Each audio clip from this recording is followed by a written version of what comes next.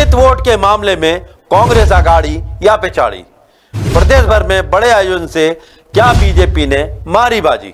नमस्कार, मैं हूं हरीश दिवेकर और आप देख रहे हैं न्यूज स्ट्राइक।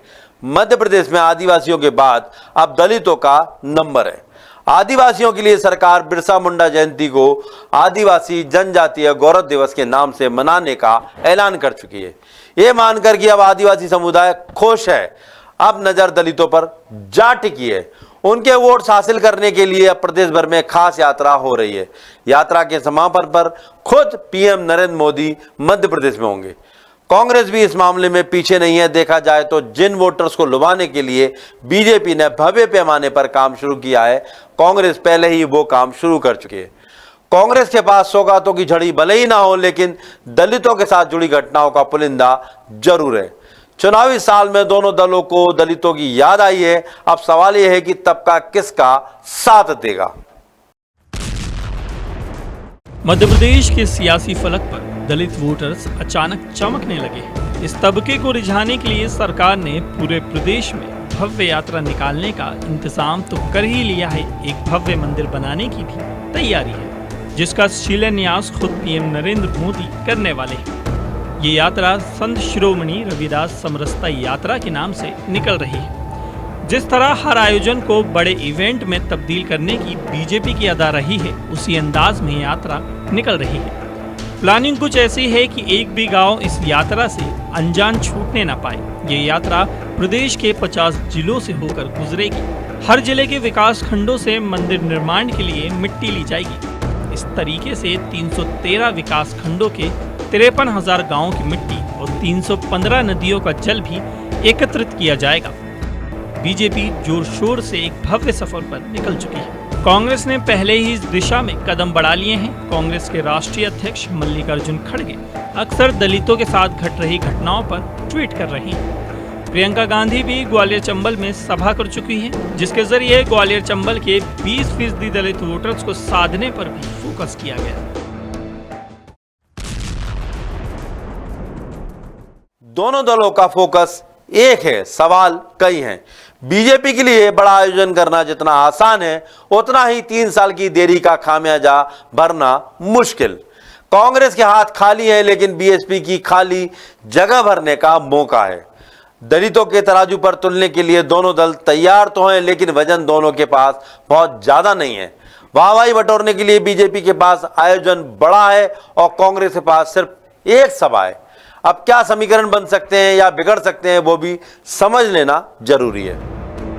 मध्य प्रदेश में चुनाव 4 महीने बाद हैं और बीजेपी आदिवासी वोटरों के बाद अब दलित वोटरों को लुभाने निकली है। राज्य में दलितों की आबादी प्रदेश की कुल आबादी की 17 से 18% है, यानी कि करीब 64 लाख दलित वोटर हैं, जिनके लिए 230 विधानसभा की सीटों में से 35 सीटें सुरक्षित हैं।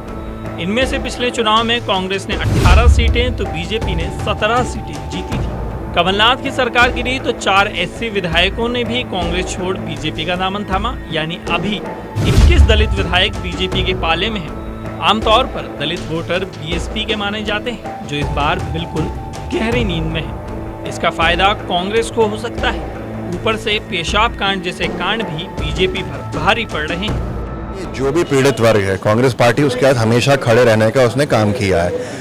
किसी के भी ऊपर अत्याचार होता है, कांग्रेस पार्टी उसकी आवाज बनती है, और ये हमेशा से है। दलित वर्ग हो, आदिवासी वर्ग हो, अल्पसंख्यक वर्ग हो, हर वर्ग हो, हमारा और उनका रिश्ता एक सदी पुराना है। आज़ादी की लड़ाई से लेके आज तक जिन्होंने शोषण किया है, उनका दोहन किया है, वो भारतीय जनता पार्टी है, जो पूरी तरह से बेनकाब हो चुके हैं। दलितों की जो समस्याएं हैं, उनके समाधान के लिए हम मैनिफेस्टो तक लेकर, जो उसमें मुद्दे हैं उनमें लेकर आएंगे मैनिफेस्टो में। दूसरी बात, जो हमारी योजनाएं हैं वो दलित हो, आदिवासी वर्ग हो, दूसरे वर्ग हो, जो उनकी पीड़ा है उसको दूर करने के लिए रखा जाएगा। सर्वे किया जा रहा है दलित वर्ग के जो सीटें आरक्षित हैं उनमें कौन ज़्यादा चाहता है दलित वर्ग किसको प्रत्याशी बनाना, उसको प्रत्याशी बनाने का काम किया जाएगा।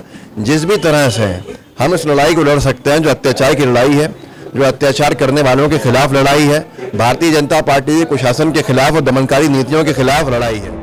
कांग्रेस खुद को जरूर एक कदम आगे मानकर चल रही है, लेकिन बीजेपी की तैयारी भी जबरदस्त है। प्रदेश के हर जिले में समरसता यात्रा 12 अगस्त को सागर पहुंचेगी, जहां संत रविदास का भव्य मंदिर बनाने की तैयारी है। शिलान्यास पीएम नरेंद्र मोदी खुद आकर करेंगे। उनके कार्यक्रम के अगले ही दिन कांग्रेस के दलित चेहरे मल्लिकार्जुन खड़गे का कार्यक्रम प्रस्तावित था, जिसे फिलहाल टाल दिया गया है।